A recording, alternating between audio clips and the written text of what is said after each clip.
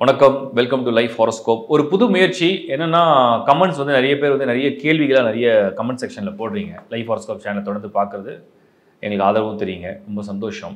நான் வந்து ஏதாவது வகையில் வந்து ஒரு சேவை பண்ணணும்னு நினச்சிட்டு தான் ரொம்ப நாளாக இருந்தேன். பட் எப்படி பண்ணுறதுன்னு புரியல.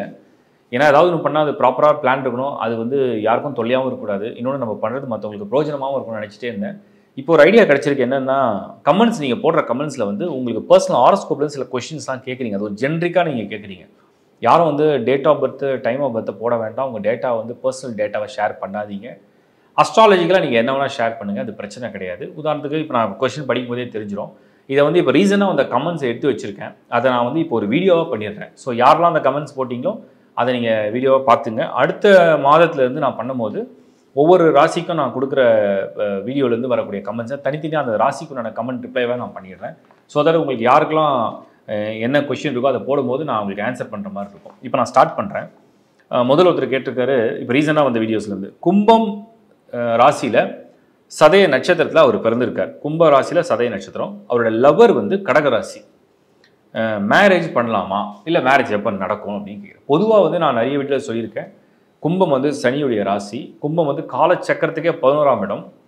கடகம் வந்து காலச்சக்கரத்துக்கு 4ஆம் இடம். அதே மாதிரி கடகம் வந்து சந்திரனுடைய ராசி. வேகமாக நகரக்கூடிய கோள் தான் சந்திரன், மெதுவாக நகரக்கூடிய கோள் தான் சனி. இந்த இரண்டு ராசிகளும் திருமணம் பண்ணாங்கன்னா இது ஒரு அவசர முடிவு அப்படிங்கிறது என்னுடைய கருத்து. அஸ்ட்ராலஜிக்கல் விஷயமாக தான் நான் சொல்கிறேன். உங்களுக்கு மனசு ஒத்து போயிடுச்சு, ரொம்ப பிடிச்சி போயிருக்கு, ரொம்ப வருஷம் பழக்கம் இருக்குது, நட்பு இருக்குது, அது இருக்குது, இதுக்கு அது உங்களோட தனிப்பட்ட விருப்பம். நான் அதில் தலையிட விரும்பலை.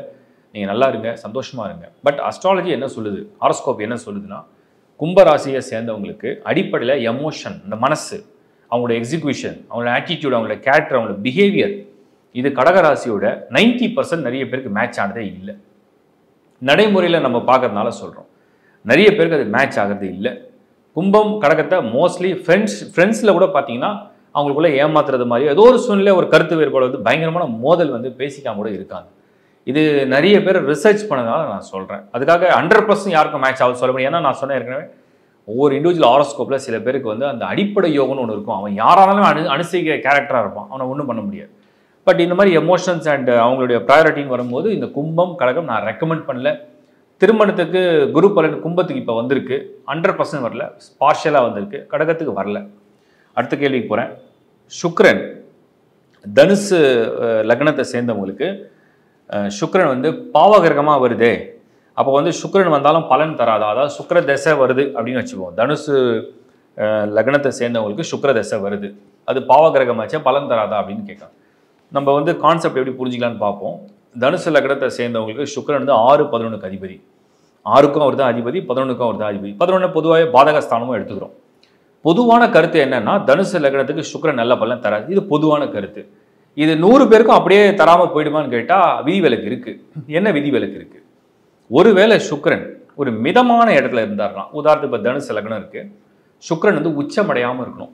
உச்சமடையாமல் தான் நல்லது. அப்படி சுக்கிரன் உச்சம் அடைஞ்சிருச்சுன்னா குரு உச்சம் அடையணும், அதான் ஈக்குவல்.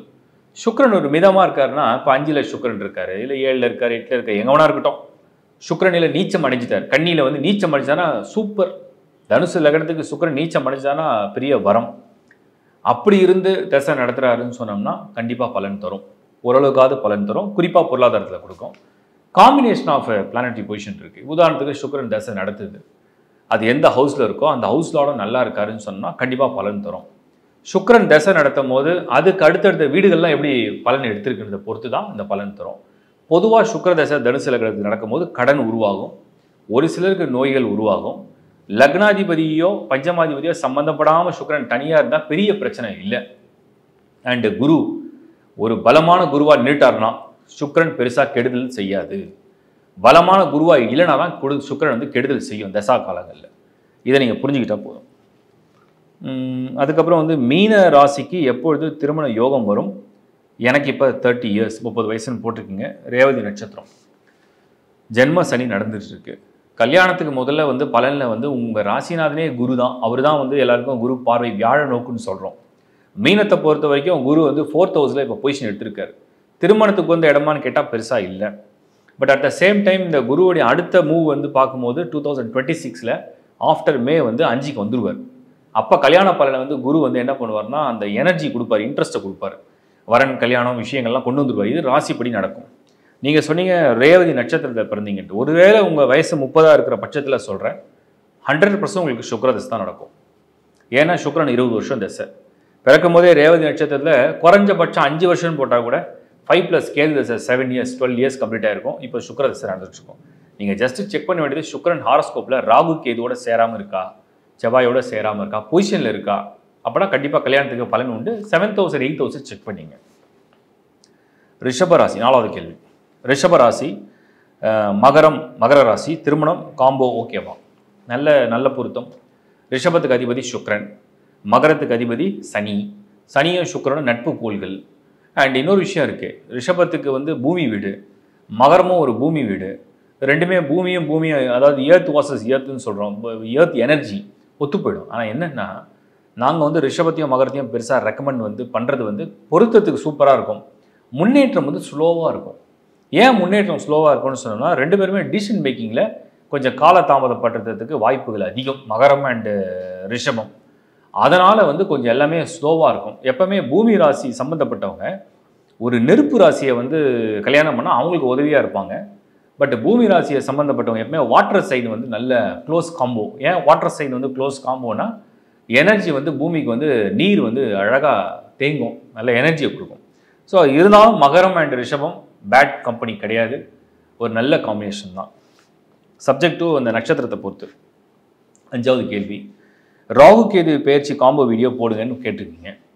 ராகு கேது பெயர்ச்சி வந்து நீங்கள் சாயா கிரகங்கள், அதுக்கு வந்து சொந்தமாக எந்த வீடும் கிடையாது. உதாரணத்துக்கு நீங்கள் 12 ராசிகளை பார்த்துருப்பீங்க. 12 ராசிகளில் வந்து எல்லாமே இரட்டைப்படை ராசிகளாக வரும். உதாரணத்துக்கு குஜாதி ஐவர்கள் இருக்காங்க. இதை வந்து பஞ்சமகா புருஷ யோகத்துலையும் குஜாதி ஐவர்கள் சொல்கிறோம். அதில் வந்து நீங்கள் பார்த்தீங்கன்னா குரு சுக்கிரன், அதே மாதிரி சனி, அதுக்கப்புறம் வந்து புதன் ப்ளஸ் வந்து செவ்வாய். அப்போ வந்து நமக்கு வந்து குரு சுக்கிரன் சனி செவ்வாய் புதன் 5 கிரகங்கள் வந்து குஜாதி ஐவர்கள். இவங்க 5 பேருக்குமே பார்த்தீங்கன்னா எல்லாருக்கும் இரட்டைப்படை வீடுகள். நீங்கள் இந்த லாஸ்ட் லெஃப்ட் சைட் கார்னர் வந்து குருவுடைய மேலே மீனம், இந்த பக்கம் தனுசு, ரைட் சைடு கார்னரில் மிதுனம் புதனுடைய வீடு, இந்த பக்கம் கன்னி. இடையில பார்த்தீங்கன்னா மேலே டாப்பில் வந்து மேஷம் விருச்சிகம் ஒரே லைனில் வரும், ரிஷபம் துலாம் ஒரே லைனில் வரும். லெஃப்ட்டில் வந்து மிடில் வந்து மகரம் கும்பம் சனி. இப்போ பார்த்தீங்கன்னா சூரியன் சந்திரன் அது வந்து ரைட் ஹேண்ட் சைடில் சிங்கிளாக இருக்கும். சூரியன்னா சிம்மராசி, கடகம், சந்திரன்னா கடகராசி. இது ஏன் அப்படி வருது தெரியுமா உங்களுக்கு? சூரியன்னா அப்பா, சந்திரன்னா அம்மா, ஒருத்தருக்கு ஒரு அம்மா அப்பா. அது கிளியராக வந்துடுச்சா? ஒரு ஒரு ஒரு தாய் தந்தை, அதாவது ஒரு ஆணும் பெண்ணும் சேர்ந்து ஒரு குழந்தை பிறக்கிறாங்கன்னு சொன்னால் அவங்க அப்பா அம்மா ஆகிடுறாங்க. அதுக்கப்புறம் இப்போது சனினா வந்து உழைப்பு, குருனா வந்து வித்தை, குருனா இன்னொன்று குழந்தையை குறிக்கும். ஒருத்தருக்கு ஒரு குழந்தை இருக்குன்னு சொல்ல முடியாது. சுக்கிரன்னா வந்து திருமணம் சம்மந்தம், ஒரு திருமணம் தான் உறுதி கிடையாது. செவ்வாய் வந்து சகோதரன், ஒரே ஒரு சகோதரன் தான் இருப்பான்னு சொல்ல முடியுமா? சொல்ல முடியாது. அப்படி தான் அந்த கான்செப்ட். அதே மாதிரி தான் புதன் வந்து கல்வி வித்தை ப்ளஸ் மாமன் காரகன், ஒரே ஒரு தாய்மாமா தான் இருப்பான்னு சொல்ல முடியும். எல்லாமே நிறைய மல்டிப்ளா இருக்கிற வாய்ப்பு இருக்குது. சூரியன் சந்திரன் கிடையாது. இந்த வித்தியாசங்கள் உண்டு. அப்புறம் ராகு கேது பற்றி நீங்கள் நான் அது முடிக்கல, காம்போ பற்றி கேட்டீங்க. காம்போ வந்து என்னென்னா, ஒரு ராசிக்கு வந்து பலன் சொல்லும் போது, ஒரு டிரான்சிஷனுக்கு வந்து சனியை பற்றி பலன் சொல்லும் போது நான் அந்த ராசிலேருந்து எடுப்பேன். அதுக்கு யோகரா பாவியான்னு எடுத்துருவேன். அப்போது வந்து அதை பற்றி ப்ரிடிக்ஷன் கொடுக்கும்போது ஈஸி. பட் ராகுக்கு எதுக்கு அப்படி காம்போ பண்ண முடியாது? ஏன்னா அது சாயாகிறங்களா, அதுக்கு சொந்த வீடும் கிடையாது. எதுக்கு ஃபேவராக இருக்கும் எதுக்கு அன்ஃபேவராக இருக்கும்னு சொல்ல முடியாது. பேர்த் சார்ட்டில் யோகமாக இருக்கா பாவியாக இருக்கான்னு தான் கண்டுபிடிக்கணும். அதனால தான் அது பண்ணுறது இல்லை. அதான் விளக்கம், வேறு ஒன்றும் இல்லை.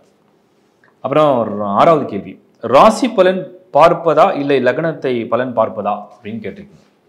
இதை நான் நிறைய வீடியோ பண்ணிட்டேன், இதுக்கு தனியாக வீடியோவே பண்ணிட்டேன். ராசியா லக்னமா அப்படின்னு சொல்லி வீடியோவும் பண்ணிட்டேன். இதனாலும் நீங்கள் கேட்டனால சொல்கிறேன்.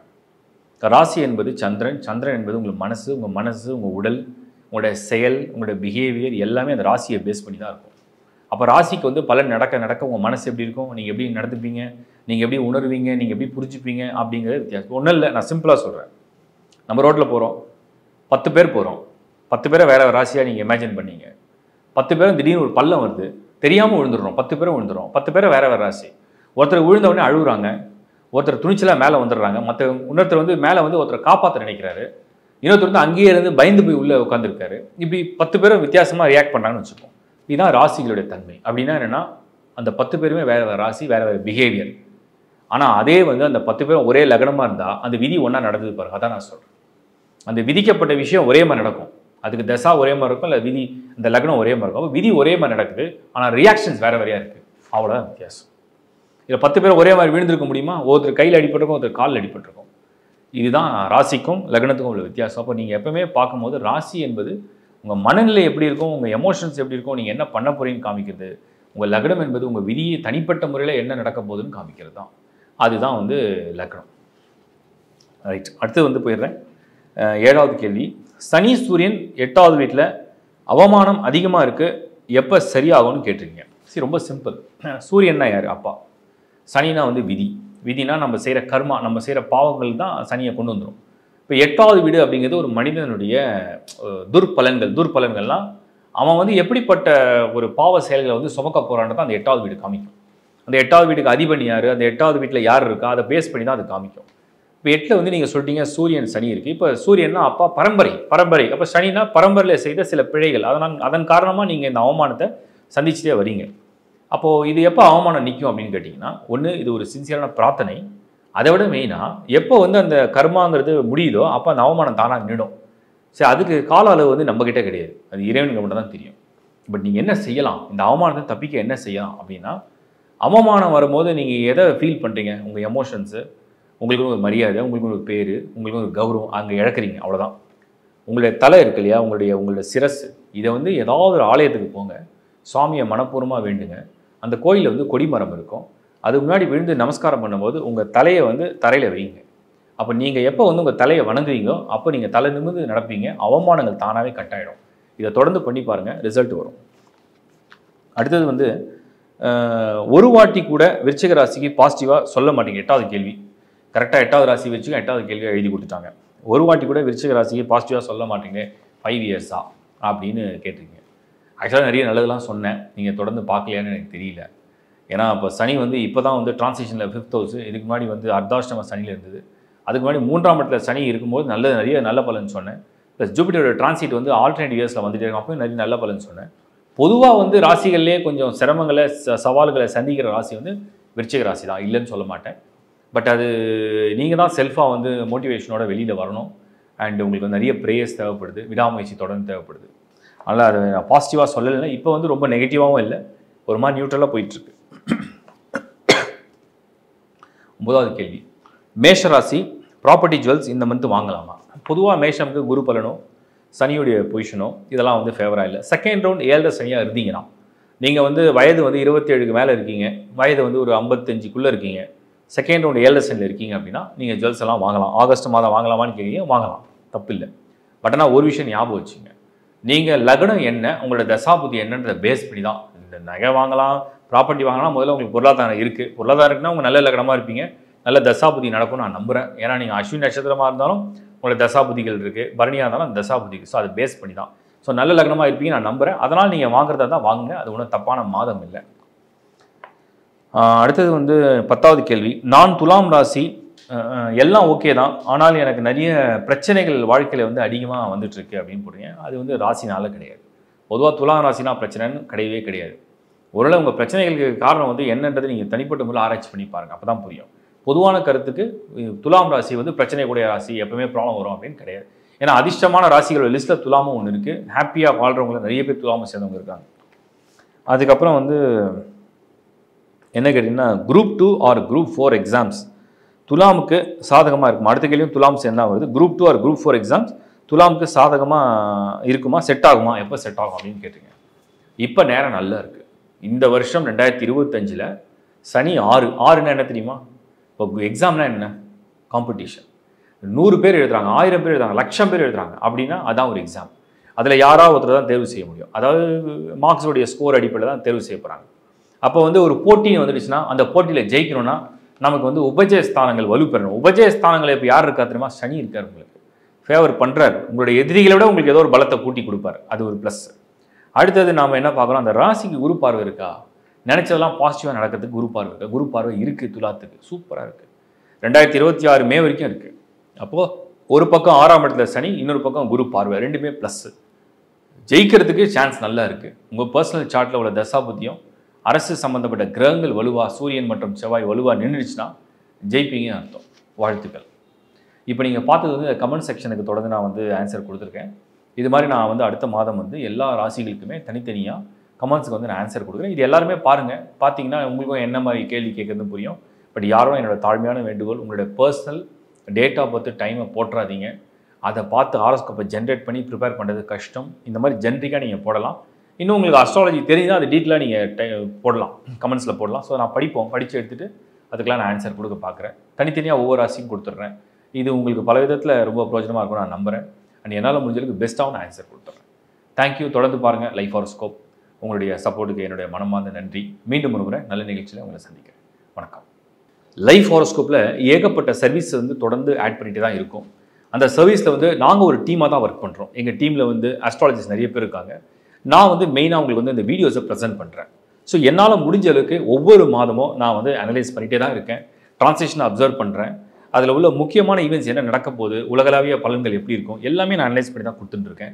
இண்டிவிஜுவலுக்கு ராசி மட்டும் இல்லாமல் லக்னத்தையும் கம்பைன் பண்ணி கொடுக்குறேன். ஒரு டஃபஸ்ட் ஜாப் நான் ஃபேஸ் பண்ணுறது இந்த ராசி லக்ன காம்போ தான். இருந்தாலும் என்னால் முடிஞ்ச அளவுக்கு அதை ரிசர்ச் பண்ணி கொடுத்துட்டு தான் இருக்கேன்.